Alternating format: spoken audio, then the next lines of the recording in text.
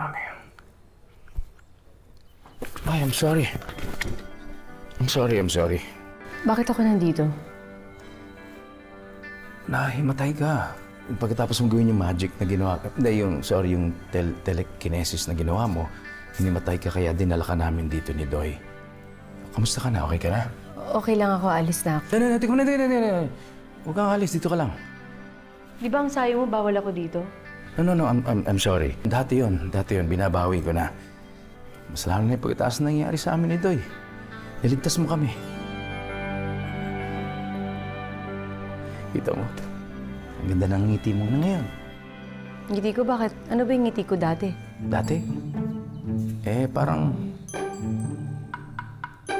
Ewan ko, hindi ko ma-describe eh. Basta mas maganda ngayon. Nga pala, maraming salamat sa iyo, ha? Dahil kung hindi dahil sa iyo, hindi namin alam kung anong gagawin namin ni Doy. Niligtas mo kami. Kaibigan ko si Doy. Lahat gagawin ko para mailigtas siya. Oo nga. Tsaka pasensya ka na sa ginawa ko sa iyong pagtataboy. Dahil hindi ka naman nakalain na makakatulong ka sa amin ni Doy. Akala ko nga makakasama ka sa amin. Kaya ganun lang ang ginawa ko sa iyo. Actually, hindi kita dapat tinatrato ng ganun. Kahit na iba ka. Mali ako doon.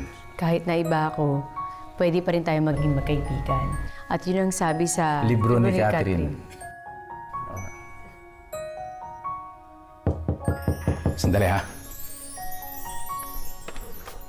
Yan. Tiga. Doy. Doy, sinabi mo ba kay Marites na off-limit siya dito? Opo, sabi ko po sa kanya na nagbabanding lang po tayo, kaya po bawal muna siya. Kahit po masama, nag-white line na rin po ako tulad niya. Tulad ko? So, talaga. O sige, kumain muna kayo, ha? At alis muna ako. Meron lang akong tatawagan, ha? Doy, kain kayo, ha? Sandali. Alam mo, Doy, nag-thank you sa akin yung daddy mo. Bakit kaya ganun yung pakiramdam ko? Parang... kakaiba? Happiness po yung naramdaman niyo sa loob ng puso niyo. Masaya ka po kasi masaya makatulong.